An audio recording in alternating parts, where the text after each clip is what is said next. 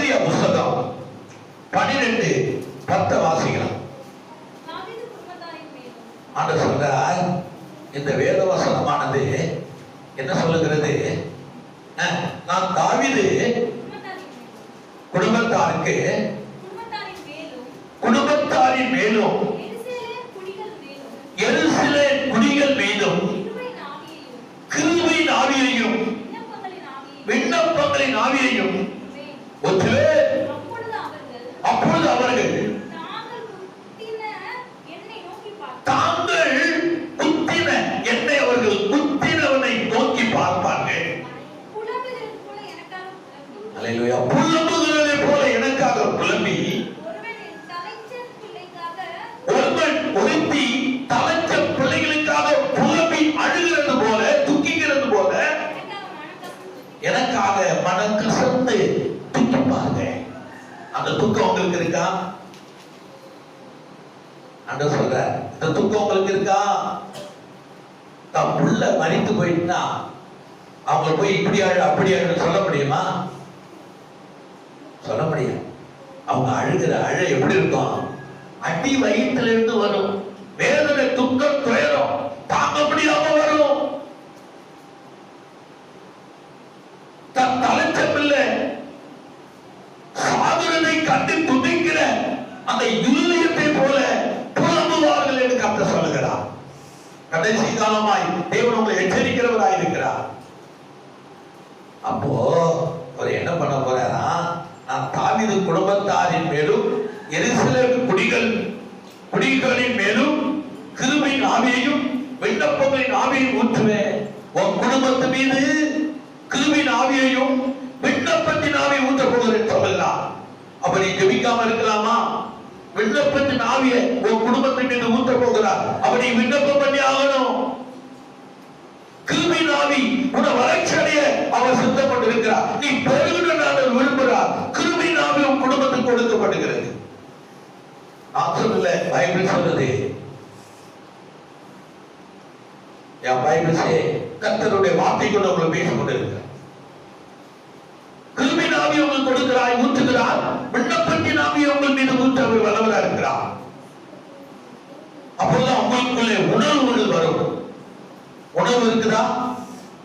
இல்லைன்னா வலிக்குதா? உணர்வுகள் இருக்கிறதா? நமக்கு வேத வசனம் சொல்லுது, என்ன ஆவியை ஊற்ற போறாரா? விண்ணப்பங்களின் ஆவியையும் ஊற்றுவேன். அப்போது அவர்கள் தாங்கள் குத்தின என்னை நோக்கி பார்த்து, குத்தின யாரும் குத்தினோம்? நீ நானும் இயேசுவை குத்தினோம். சிலுவையில் அறைந்தோ, ஆணிகளால் அறைந்தோ, அவரு தலைமையில கிரீடத்துக்கு பதிலா என்னத்தை கொடுத்தோம்? முட்களை சுட்டினோம். அவர் சிலுவையில் அறைந்தோ, குத்தினவர்கள் நோக்கி பார்ப்பாங்களா? ஐயோ, அறியாமையினாலே நான் இப்படி செய்து விட்டேன், என்னுடைய திமிர்ல அதை செய்து விட்டேன், என் அவிசுவாசத்துல அதை செய்து விட்டேன், ₹1 நான் இயேசுவை காட்டி கொடுத்து விட்டேன், 1 காசுக்கு நான் காட்டி கொடுத்து விட்டேன் என்று யூத ஜனம் என்ன பண்ணுவாங்களாம்? புலம்பி தலைச்ச பிள்ளையை சாவுக்கு ஒப்பு கொடுத்தது போல புலம்பி துக்கித்து அழுவார்களாம். நாமும் அப்படி அழதான் ஆண்டவர் சொல்லுகிறார். நாம் ரசிக்கப்பட்டு, நாம் கை நிறைய சம்பாதித்து, நாம் குடும்பத்தில் நல்லா சாப்பிட்டு, நல்லா தூங்கி இன்பமாய் நானையும் பொண்டாட்டியும் என் பிள்ளைகளும் இன்பத்தோடு வீட்டிலே நாம் அமர்ந்து உறங்கிக் கொண்டிருப்போமா? ஒரு நாளைக்கு நீங்கள் கஷ்டத்தை பார்ப்பீர்கள், துயரத்தை பார்ப்பீர்கள், கண்ணீரை காண்பீர்கள். அழிந்து போகிற ஆத்துமாக்களுக்காக, சாவுக்காக ஒப்பு கொடுக்கப்பட்ட ஆத்துமாக்களுக்காக, சிறையில் இருக்கிற ஆத்துமாக்களுக்காக, மருத்துவமனையிலே படுத்திருக்கிற ஆத்துமாக்களுக்காக, ரோட்டிலே திரிந்து கொண்டிருக்கிற ஆத்துமாக்களுக்காக, அனாதியாய் ஆங்காங்கே இருக்கிற ஒவ்வொரு தாய்மார்களுக்காக, பிள்ளைகளுக்காக நீ அழுது புலம்பாவிட்டால் ஒரு நாள் நீ புலம்பி அழ வேண்டியது வரும். எனக்கு என்ன என்பதை மறந்து விடுங்கள். ஆண்டவர் அதுக்குதான் உன்னை வைத்திருக்கிறார். அநேக மக்களுக்காய் ஜனங்களுக்காய் துக்கித்து அடவுடை விண்ணப்பத்தின் ஆவியையும் கிருபையின் ஆவியையும் உன் மீது உன் குடும்பத்தின் மீது அவர் ஊற்றி இருக்கிறார். ஜெபிக்கிற குடும்பமாய் கர்த்தர் உன்னை பார்க்கிறார். குடும்பம் தேவனுக்கு ரொம்ப முக்கியமானது. உன் குடும்பத்தின் மீது உன் பிள்ளைகள் மீது அந்த விண்ணப்பத்தின் ஆவியையும் கிருபையின் ஆவியையும் ஆண்டவர் உன் மீது ஊற்றிருக்கிறதை நீ பார்க்கிறாய். நீ ஜெபிக்கிறவர்களா ஜெபிக்கிற குடும்பமாய் ஆண்டவர் ஆண்டு உன்னை எச்சரிக்கிறார். அன்போடு உன்னை எச்சரித்துக் கொண்டிருக்கிறார் என்பதை நீ மறந்து விடாதே. வேதவசனம் தெளிவாக சொல்கிறது.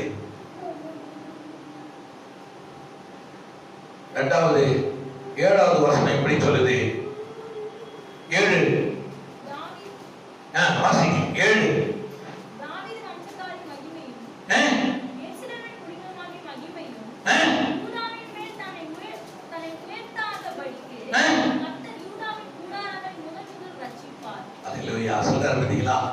7வது வசனம் இப்படி சொல்லுது. தாவீது வம்சத்தாரின் மகிமையும் எருசலேமின் குடிகளுடைய மகிமையும் யூதாவின் மேல் தன்னை உயர்த்தாதபடிக்கு கர்த்தர் யூதாவின் கூடாரங்களை முதல் ரட்சிப்பார். யாவாயி என் வீடு என் நலம் என் சொத்து என்று சொல்லாதபடிக்கு ஆண்டவர் உன்னை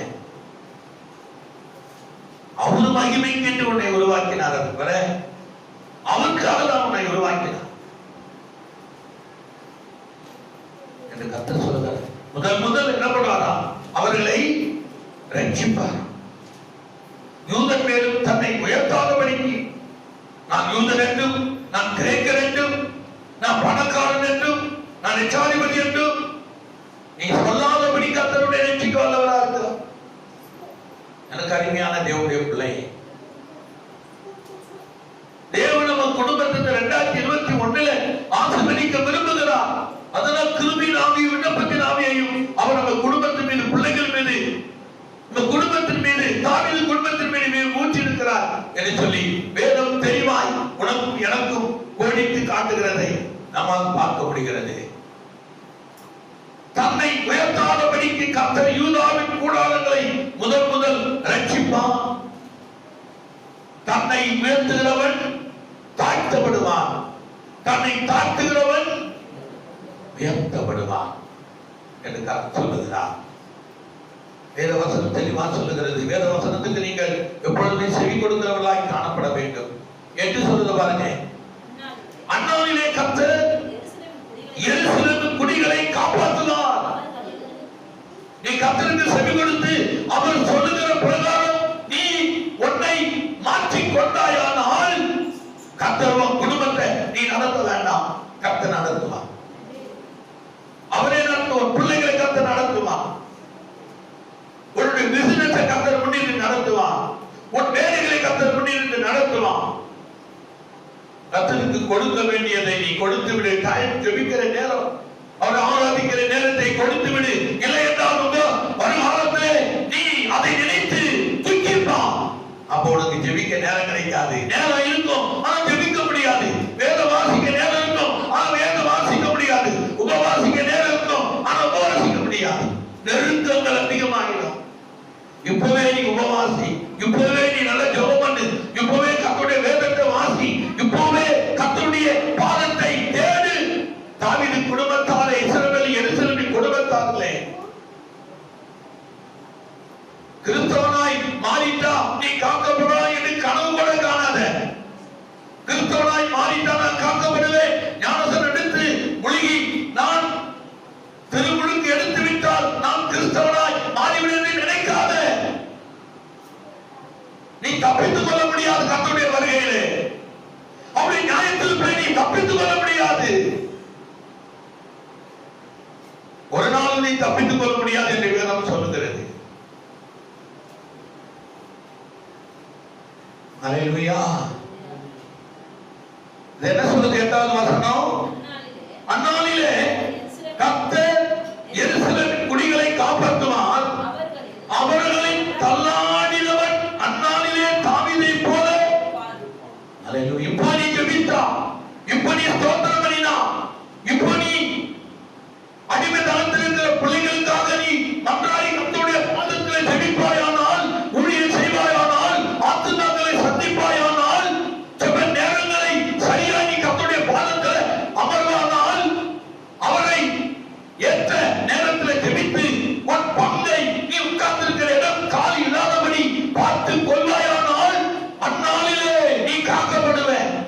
இந்த நாளில் உன் இஷ்டப்படி, உன் சுயநலத்தின்படி, உன் சூழ்நிலைப்படி நீ வாழ்வாயானால் அந்நாட்களிலே கைவிடப்படுவாய்.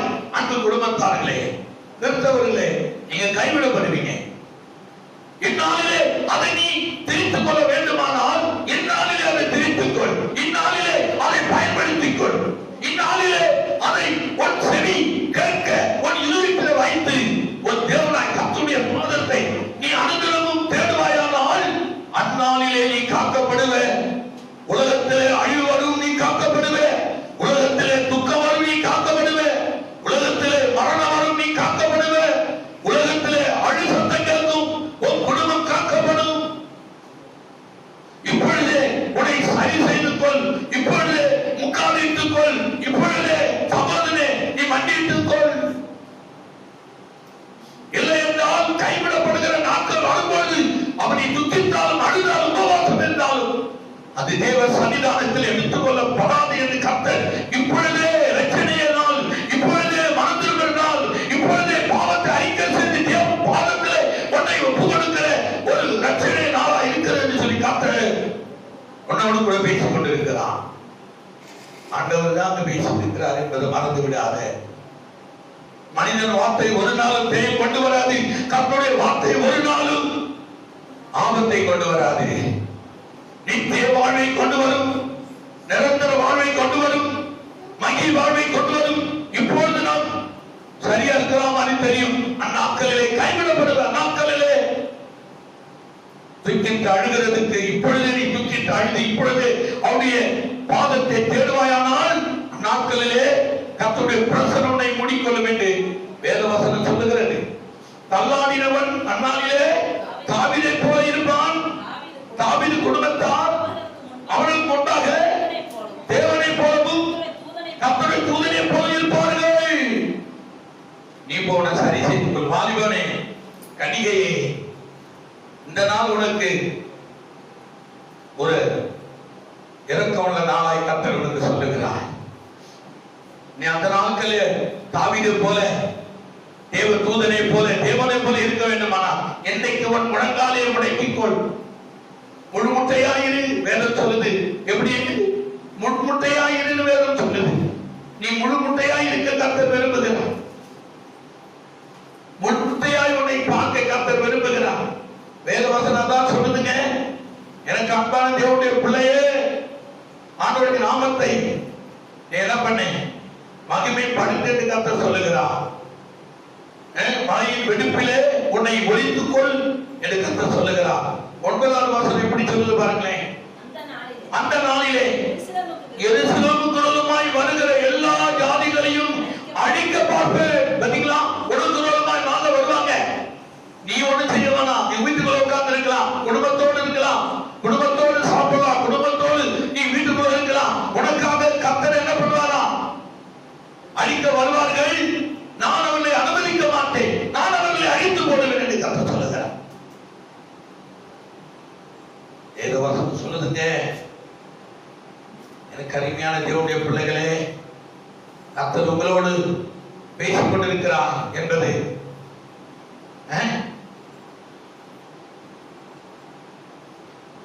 மல்கியா 3:6 சொல்லுது பாருங்க. மல்கியா 3:6 மல்கியா 3:6 வாசிங்க. சீனிவாசா பீட்டர். நான் கர்த்தர், நான் மாறாதவர் ஆகிய யாக்கோபின் புத்திரராகிய நீங்கள் அவருக்கு செவி கொடுத்தா, அவருக்கு அவர் சொல்லுகிறதை கேட்டா, அவர் சொன்னபடி நீங்க நடந்தா, தாவீது குடும்பத்தார் எருசலேம் குடும்பமே நீ தேவனுக்கு செவி கொடுத்தா, நீ அந்நாளிலே காக்கப்படுவ, கைவிடப்படுவீர்கள். வேதம் சொல்லுது. நான் மனம் மாற மாட்டேன். வேதம் சொல்லுவார், நான் கர்த்தர், நான் மாறாதவன். ஆகையால் யாக்கோபின் புத்திரராகிய நீங்கள் என் பிள்ளைகள்.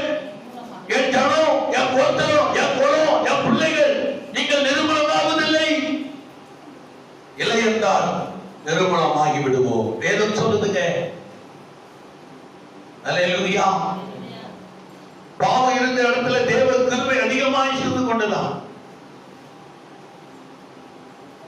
பாவம் எந்த அளவுக்கு சொல்லுது அந்த அளவுக்கு தேவ கிருபை அந்த பாவத்தை மேற்கொள்ள அளவுக்கு தேவனுடைய கிருபை. காரணம் என்ன? கர்த்தர் மேல் அந்த பரிவு இருந்ததுனால, பாசம் இருந்ததுனால துதிக்க துதிக்க துதிக்க துதிக்க அந்த தேவ கிருபையானது பெருகின்ற பாவத்தை முற்றிலுமாய் விரட்டி விட்டதாம். பாவம் இருந்த இடத்துல தேவ கிருபை அதிகமாய் பெருகினது. அப்ப எந்த அளவுக்கு கர்த்தரை தேடி இருப்பார்கள். ஆண்டவரை தேட தேட தேட தேட தண்ணீர் ரசமாய் மாறினது போல பாவம் கிருபையாய் மாறிடுமா, சாபம் ஆசீர்வாதமாய் மாறிடும். சாபத்தை கர்த்தர் என்ன பண்ணுவாரு? ஆசீர்வாதமா மாற்றிடுவாரு. வேத வசனம் தெளிவா சொல்லுகிறது. ஏன்னா தானே இருக்காதீங்க, கர்த்தர் நம்மளை பார்த்து கொண்டிருக்கிறார். அதுலதான் சகரியா 10:12 சொல்றார். சகரியா 10:12 நீ வாசித்தீனா அதுல ஒரு வசனம் இப்படி சொல்றார். சொல்ற நீ ஆண்டவருக்கு செவி கொடுத்து ஆண்டவருடைய வார்த்தைகளை கேட்டு நல்லா ஜெபம் பண்ணி உபவாசம் பண்ணுங்க. வாரத்துல ஒரு நாள் வெள்ளிக்கிழமை உபவாசம் பண்ணி காலையில பட்டினியாரு, மத்தியானமும் பட்டினியாரு, நைட்டு சாப்பிடு. நாம் இறந்துட மாட்டோம், நமக்கு புது பலன் கிடைக்கும். ஒருவேளை பட்டினியாரு, 2 வேளை பட்டினியாரு கர்த்தருக்காக,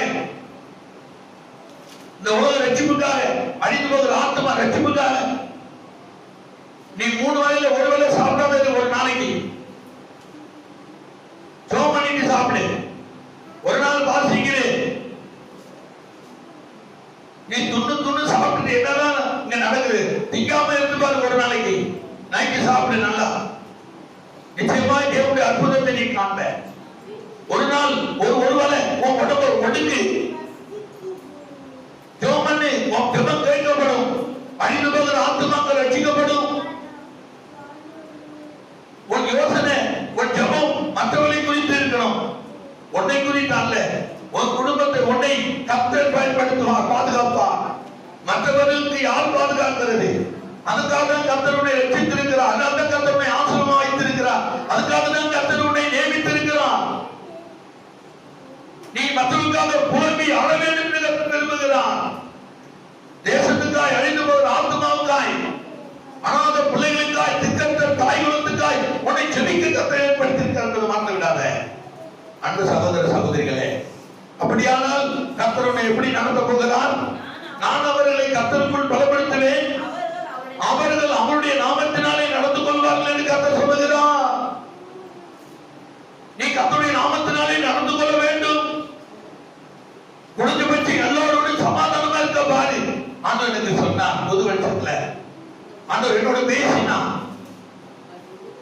உன்னை அதிசயங்களை காணப்பட்டு கர்த்தர் பேசினார். அப்பொழுது வார்த்தை அதிகாலையில் கர்த்தரை பார்த்து பேசினார். நீ கூடிய பட்சம் எல்லாரோடு சமாதானமா இரு, நான் உனக்காக யுத்தம் பண்ண வேண்டும். கர்த்தர் பேசினார். நான் உனக்கு யுத்தம் பண்ண வேண்டுமா? நான் உனக்கு ஜெயத்தை கொடுக்க வேண்டுமா? நான் உன்னை அதிசயங்களை காணப்பட வேண்டுமா? நீ எல்லாரோடு சமாதானமா சந்தோஷமா இரு, அவர்களை குறித்து எரிச்சலாக வேண்டாம். நீ எல்லாரோடு சமாதானமா இரு, மற்றவர்களை நான் பார்த்துக் கொள்ளுகிறேன். உனக்கு விரோதமா எழுப்புகிற எந்த ஆயுதம் வாய்க்காதே போகும். நான் உனக்கு யுத்தம் பண்ணணுமா? நான் உனக்காக உனக்கு ஜெயத்தை கொண்டு வரணுமா? அதிசயங்களை செய்யணுமா? நீ எல்லாரோடும் சமாதானமா சந்தோஷமா இரு என்று கர்த்தர் சொன்னார். நான் மாற்றி விட்டேன். இந்த பூமியில யாரோடும் பங்கு வழக்கு நமக்கு கிடையாது. கர்த்தர் சொன்னார். நான் வீட்டுல சொன்னேன், ஆண்டவர் பேசியிருக்கிறார். நம்ம எல்லாரோடும் சமாதானமா இருக்க கர்த்தர் விரும்புகிறார். அவர்களை குறித்து நீ கவலைப்படாத, நீ சமாதானமா இருக்க பாரு, நீ சந்தோஷமா இருக்க பாரு என்று கர்த்தரோடு பேசினதினால் இந்த பூமியில என்ன நமக்கு ஆபத்து நேரிட்டாலும் பரவாயில்ல, எல்லாரோடும் சமாதானமா இருக்க வேண்டும் என்று கர்த்தர் சொன்னதுனால அதை நான் இந்த ஆண்டு அதை நான் செய்து ஆண்டவர் எனக்கு அனுகிரகம் பண்ணினார். யாரும் நமக்கு இந்த பூமியில விரோதிகள் இல்லை என்று சொன்னார். அதை குறித்து நீ கவலைப்படாத. நீ யாரோடு சமாதானமா இருக்க வேண்டுமோ, யாரோடு சந்தோஷமா இருக்க வேண்டுமோ, யாரோடு நீ பேச வேண்டுமோ, நீ நான் புள்ள, என்னுடைய பிள்ளை என்பதை நீ நெருங்கி என்று கர்த்தரோடு பேசினார். அதுக்கு செவி கொடுத்தேன். சமாதானமா இருக்க நான் விரும்பி தேவனுடைய நாமத்தை மகிழ்ச்சிப்படுத்திக் கொண்டிருக்கிறேன். அது நீங்கள் அப்படி இருக்க வேண்டும் என்று உங்களிடத்தில் நான் சொல்லுகிறேன். இரக்கம் உள்ளவர்கள் இரக்கத்தை பெறுவார்கள், சமாதானத்தை பெறுவார்கள், அன்பை பெறுவார்கள் என்று மத்திய 5ஆம் அதிகாரத்தில் வாசிக்கிறோம் அல்லவா? தேவன் நம்மளை அப்படி உங்களை நான் விசேஷமாய் கர்த்தர் நடத்த போகிறார். வேத வாக்கியம் அப்படித்தான் நடத்த போகிறார். நான் அவர்களை கர்த்தருக்குள் பலப்படுத்துவேன், அவர்கள் அவருடைய நாமத்தினாலே நடந்து கொள்வார்கள் என்று கர்த்தர் சொல்லுகிறார். நம்ம அவருடைய நாமத்தினாலே என்ன பண்ணுவோம்? நடந்து கொள்வோம் என்று கர்த்தர் நம்ம மீது சூரியத்து கொடுக்கிறார். உன் மீது என் மீது அவருடைய நம்பிக்கை கர்த்தர் வைத்திருக்கிறார் என்று பைபிள் சொல்லுது. அதுதான் யோபு புஸ்தகம் சொல்லுது. 2ஆம் அதிகாரத்திலே 25, 26, 24 வசனம் இப்படி சொல்லுது. 25 வாசிங்க. யோபு புஸ்தகம் 2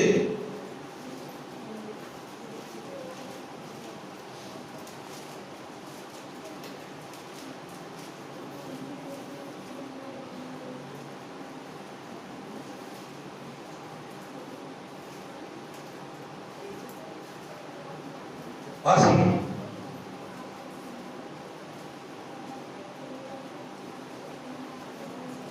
2:25 நான் உங்களிடத்தில் அனுப்பின பெரிய சேனையாகிய வெட்டுக்கிளிகளும் பச்சை கிளிகளும் முசிக்கட்டை பூச்சிகளும் பச்சை புழுகளும் பச்சித்த வருஷங்களில் விளைவை உங்களுக்கு திரும்ப அனுப்பேன் கர்த்தர் சொல்லுகிறார். திரும்ப அனுப்பாராம். நீ ஒழுங்கா ஜெபம் பண்ணி ஒழுங்கா ஆண்டவருடைய பாதத்தில் இருந்து அவர் கற்பனைகளை கட்டளைகளை கை கொள்வாயானால் நீ இழந்து போனதை திரும்ப அனுப்பேன் என்று கர்த்தர் சொல்லுகிறார். வெட்டிக்கிளி அடித்தத, முசுக்கட்டை பூச்சி அடித்தத, அடுத்த பூச்சி பச்சை புழு அடித்தத, அந்த வருஷங்களில இந்த 2021 நான் ரெட்டிப்பாய் உனக்கு திரும்ப அனுப்பி கர்த்தர் சொல்லுகிறார். நீ ஒழுங்கா ஜெபம் பண்ணி குடும்ப ஜெபம் பண்ணி கொண்டாட்டி பிள்ளைங்க புருஷனோடு கை கோர்த்து நீ ஜெபம் பண்ணினால் நிச்சயமாய் இரட்டிப்பான ஆசீர்வாதத்தை கர்த்தர் உனக்கு திரும்ப அளிப்பேன் என்று கர்த்தர் சொல்லுகிறார். இந்த டிசம்பர் மாசம் நீ எல்லாத்தையும் கூட்டி கழிச்சு பார்த்தீனா ஆண்டவருக்கு அநேக ஆசீர்வாதத்தினால் திரும்ப உனக்கு பல நன்மைகளை அளிப்பேன் என்று வாக்கு கொடுக்கிறார். வேதவசனம் தெளிவா சொல்லுது. சீயோன் குமாரரே, உங்கள் தேவனாய் கர்த்தருக்குள் மகிழ்ந்து களி கூறுங்கள். அவர் தக்கபடி உங்களுக்கு முன்மாரியும் கொடுத்து உங்களுக்கு முன்மாரியும் பின்மாரியும் ஏற்கனவே வருஷிக்க பண்ணுவார். ஏற்கனவே உன்னை குறித்து என்னை குறித்து அது ஏற்கனவே எழுதிட்டாராம். என் பிள்ளைங்க 2020 நஷ்டப்பட்டுட்டாங்க. அத ரெட்டிப்பா இந்த வருஷத்துல திரும்ப அளிப்பேன் என்று அவர் என்ன பண்ணிட்டாராம்? எழுதிட்டாராம் வேத வசனத்துல. வேத வசனத்துக்கு செவி கொடு. வேத வசனத்திற்கு வாழ முயற்சி பண்ணு. கூடுமானால் வசனம் சொல்லுது.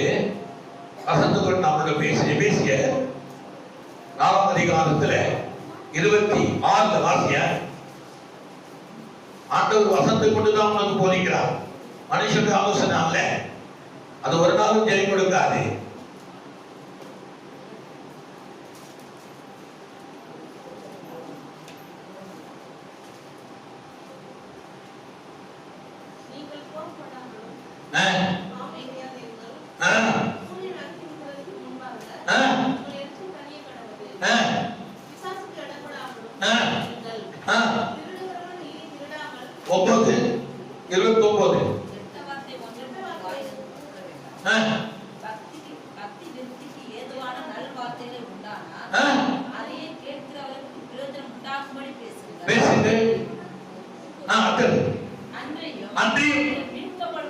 நீங்கள் மீட்கப்பட்ட நாளுக்கு என்று முற்றியாக பெற்ற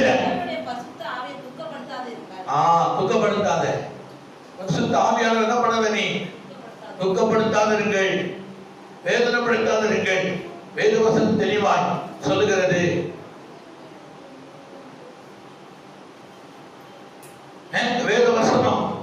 அழகாய் சொல்லுகிறது, நீ கவனிக்க வேண்டும் என்று வேதம் சொல்லுகிறது. அழகாய் சொல்லுகிறது, நீங்கள் கேட்க வேண்டும். சகல விதமான கசப்பும் கோபமும் மூர்க்கமும் கூக்குரலும் தூஷணமும் எந்த தூஷணமும் துர்க்குணமும் உங்களை விட்டு நீங்கள் கடவுளே உன்னை அதிசயங்களை காணப்படும். இதெல்லாம் நீங்களும் நீங்களா பாருங்க. அதிசயத்தை பார்ப்பேன், எல்லாம் உன்னை தேடி வரும். நீ தேடி போக தேவையில்லை. கர்த்தர் உன்னை உங்ககிட்ட கொண்டு வருவார் எல்லா ஆசீர்வாதத்தையும். கூடிய பட்சமானா நீங்கள் எல்லோரும் எப்படி இருங்க, சமாதானமா இருக்க நாடுங்கள் என்று வேதவசனம் சொல்லுது. யாருமே நமக்கு எதிரி கிடையாதுங்க. சத்துரு தான் எதிரியா மாத்துகிறான். பொறாமையாலே வருகிற சண்டைகள், சச்சரவுகள், பொறாமை ஒரு பெரிய சண்டை உண்டு பண்ணிடும். பொறாமைங்கிற ஆவி மனிதனுக்குள்ளே சமாதானத்தை கெடுத்துடும், சந்தோஷத்தை கெடுத்துடும், வம்பை கொண்டு வந்துடும், வழக்கை கொண்டு வந்துடும். அந்த பொறாமைங்கிற அந்த பொல்லாத ஆவியை விரட்டி விடுங்கள். பொறாமைங்கிற ஆவி நமக்கு வேண்டாம். அது சாத்தானுக்குரியது, அது சத்துருக்குரியது. யார் மேலே நாம் பொறாமை கொள்ள வேண்டாம். கர்த்தர் யார் ஆசீர்வதிக்கிறாரோ அவர்களை ஆசீர்வதிப்பார். கர்த்தர் யாரை சபிக்கிறாரோ அவர்களை கர்த்தர் சபிப்பார். வேதவசனம் அப்படிதான் சொல்லுது. ஆபிரகாம் பார்த்து ஆண்டவர் சொன்னாரு, உன்னை ஆசீர்வதிக்கிறவர்களை நான் ஆசீர்வதிப்பேன், உன்னை சபிக்கிறவர்களை நான் சபிப்பேன் என்று கர்த்தர் சொல்லுகிறார். யுத்தம் கர்த்தருடையது. நீங்கள் யாரும் சபிக்காதீங்க. நீங்க யாரையும் சபிக்க வேண்டாம். நீங்க எல்லோரோடும் சமாதானமா எல்லோரோடும் சந்தோஷமா இருந்தா உங்களுக்கு ரோதியை தேவன் சபிப்பார். உங்களுக்கு ரோதிகளை இருக்கிறவர்களை, உங்களுக்கு துரோகம் பண்ணுகிறவர்களை, உங்கள் வழியில் முள்ளை போடுகிறவர்களை கர்த்தர் சபிப்பார்.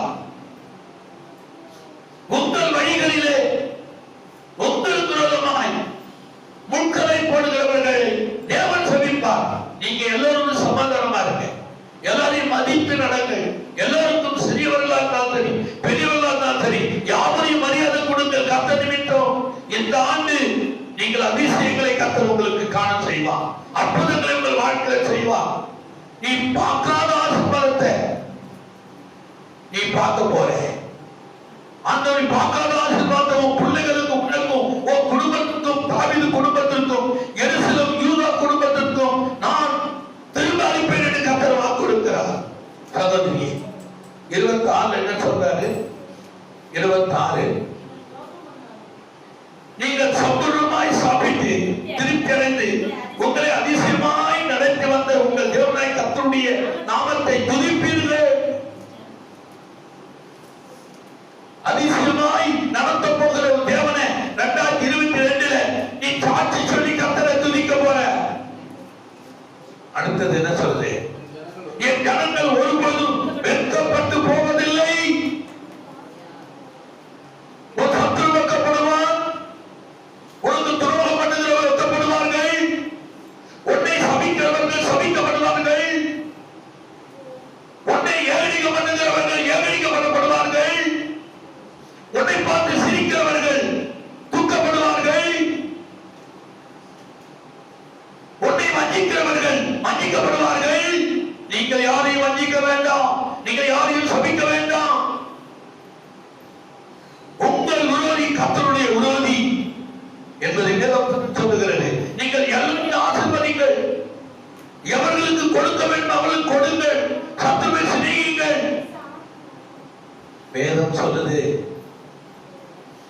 வேதம் சொல்லுது தாவீது குடும்பத்தின் மீதும் எருசலேம் குடிகள் மீதும் என்னத்தை ஊத்த போறாரு?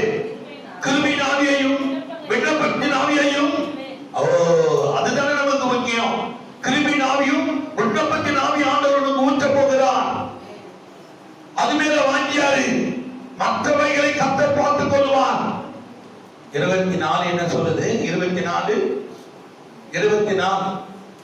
24 மேலே காளைகள் தானியத்தினாலும் நிரம்பும், களங்கள் தானியத்தினாலும் நிரம்பும், ஆணைகள் திராட்சை ரசமும்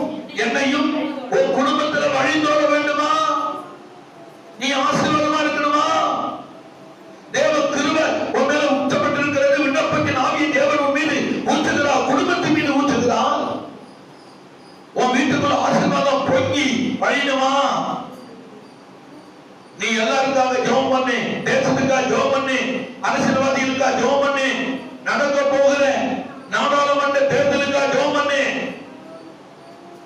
அழிந்து போகிற மக்களுக்காக ஜெபம் பண்ணு, பட்டினியா இருக்கிற ஜனங்களுக்காக ஜெபம் பண்ணு, வரப்போகிற பொருளாதார அழிவுக்காக ஜெபம் பண்ணு.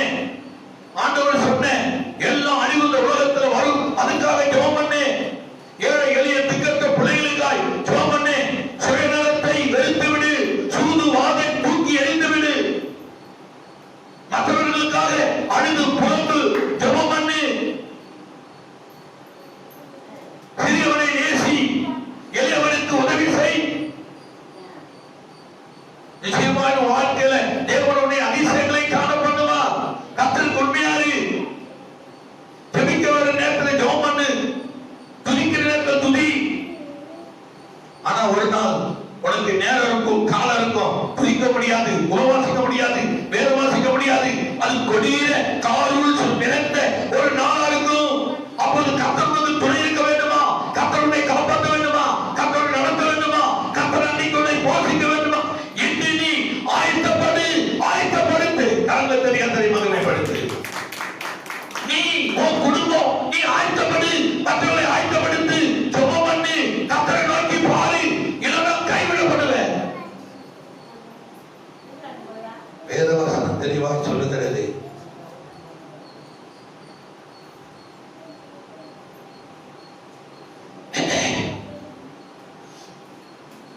இங்கே சொல்லுகிறது, வேதவசனம் ஒரு நாளும்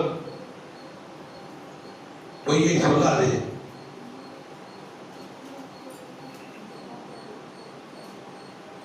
அன்பான தேவனுடைய மக்களே, ஆண்டவர் பெரியவராயிருக்கிறார். 32 சொல்லுது, எபேசியர் 4:32 கடைசி வசனம் சொல்லுது, இப்படி சொல்லுது.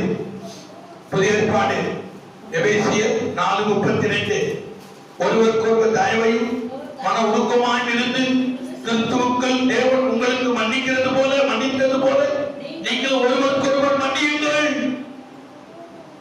அந்த மன்னிப்பானது உன்னை உயர்த்தும். நீ மற்றவரை மன்னித்தா தேவனுடைய மன்னிப்பா. நீ மற்றவரை அசட்டை பண்ணினா கர்த்தர் உன்னை அசட்டை பண்ணுவான். நீ மற்றவர்களுக்கு விரோதமாய் துரோகம் செய்வாயானால் தேவன் உன் குடும்பத்துக்கு விரோதமாய் துரோகம் செய்வான் என்பதை மறந்து விடாது. இந்த ஆசீர்வாதமான ஜெபம் உன் குடும்பத்துல பலிக்க போகிறது. ஆண்டவர் குடும்பத்துக்கு கிருபையின் ஆவியையும் விண்ணப்பத்தின் ஆவியையும் ஊற்ற போகிறார். அஜாகிரதையா இருக்காத. அஜாகிரதையா இருந்தா கைவிடப்படுவ. ஏதோ இருந்தா கைவிடப்படுவ. கூடுமான பட்சத்தில் கர்த்தருடைய வழிகளிலே நீ தெரிந்து கொண்டு அவரையே நீ நமஸ்காரம் பண்ண வேண்டும், நமஸ்கரிக்க வேண்டும். உன் தேவனாய் கர்த்தருக்கே நீ ஆராதனை செய்ய வேண்டும். என் அன்பு சகோதரனே, சகோதரியே, காலம் கடைசி காலம், இனி செல்லாது. ஒரு வசனத்தை நான் சொல்லட்டும். வெளிப்படுத்தின விசேஷம் 22 11 12 13 வசனத்தை நான் வாசிக்க கேட்கிறேன். அநியாயம் செய்கிறவன் என்ன அநியாயம் செய்யட்டும், அசுத்தமாய் இருக்கிறவன் என்ன அசுத்தமாய் இருக்கட்டும், நீதி உள்ளவன் இன்னும் நீதி செய்யட்டும், பரிசுத்தம் உள்ளவன் என்ன பரிசுத்தமாகட்டும். இதோ சீக்கிரமாய் வர போகிறேன். அவன் அவனுக்கு செய்கிற கிரிகளின்படி அவன் அவனுக்கு நான் அளிக்கும் பலன் என்னோடு கூட வருகிறது. நான் அன்பாவும் ஓமையாவும் ஆதியும் அந்தவுமாய் இருக்கிறேன். முந்தினவரும் பிந்தினவருமா இருக்கிறேன் என்று திருவுளம் பற்றினார் கர்த்தர். அநியாயம் செய்கிறவன் என்ன அநியாயம் செய்யட்டும், அவன் சாபத்தை அவன் பெற்றுக் கொள்வான். அசுத்தமா இருக்கிறவன் என்ன அசுத்தமா விரோதமா இருக்கட்டும், அவன் வறுமைக்குள்ளாகி விடுவான். வேதம் சொல்றது, நீதி செய்கிற நீ நீதி செய், பரிசுத்தமா இருக்கிற நீ பரிசுத்தமாறு, உதவி செய்கிற நீ உதவி செய், இறங்குகிற நீ இறங்கு.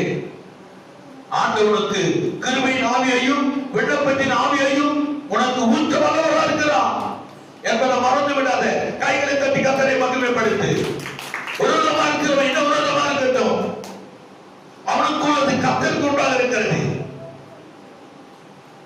விரோதமா இருக்கிறவன் என்ன விரோதமா இருக்கட்டும், அவனுக்குரிய சாபம் கர்த்தரிடத்திலிருந்து வரும். நீ நீதி செய்கிறியா, நீதி செய். ஏழைகளை விசாரிக்கிறியா, விசாரம் பண்ணு. உதவி செய்யறியா, உதவி செய். யார் மேலும் யாரும் குழப்ப வேண்டாம். எல்லோரோடு சமாதானமா இருக்க பழகிக் கொள்ளுங்கள். தேவன் அதான் சொல்லுகிறார். எவன் எதை விதைக்கிறானோ அதை அறுப்பான் என்று பைபிள் சொல்லுது. சங்கீதத்தில் சொல்லுது. எங்க சொல்லுது? எத்தனாவது சங்கீதம் அது? எத்தனாவது சங்கீதம்? சங்கீதம் சொல்லுது, எவன் எதை விதைக்கிறானோ அதை அறுப்பான். நீ ஜெபம் பண்ணு, நீ ஸ்தோத்திரம் பண்ணு, நீ கர்த்தருக்கு ஆராதனை செய், நீ கர்த்தருக்கு பயப்படு, கர்த்தரை பின்பற்று, அவர் சொல்லுகிற கட்டளைகளை கற்பனைகளை கைக்கொள்ளு. ஒரு குடும்பத்துல கிருபையின் ஆவியையும் விண்ணப்பத்தின் ஆவியையும் கர்த்தர் உனக்கு ஊற்ற வல்லவரா இருக்கிறார். வாசிங்க சங்கீதத்தை, சீக்கிரம் வாசிங்க. அல்லேலூயா. வாசிங்க. எத்தனாவது சங்கீதம்?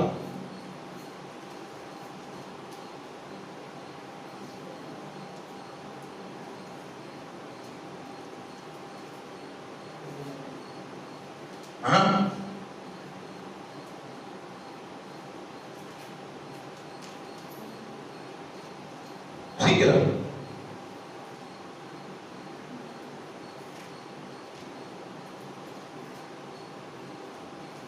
பிரைஸ் அல்லாஹ். கர்த்தர் நல்லவர்.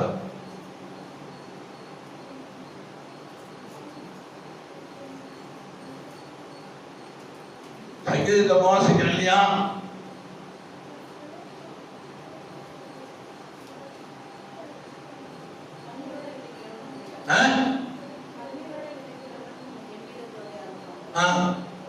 அடுத்தது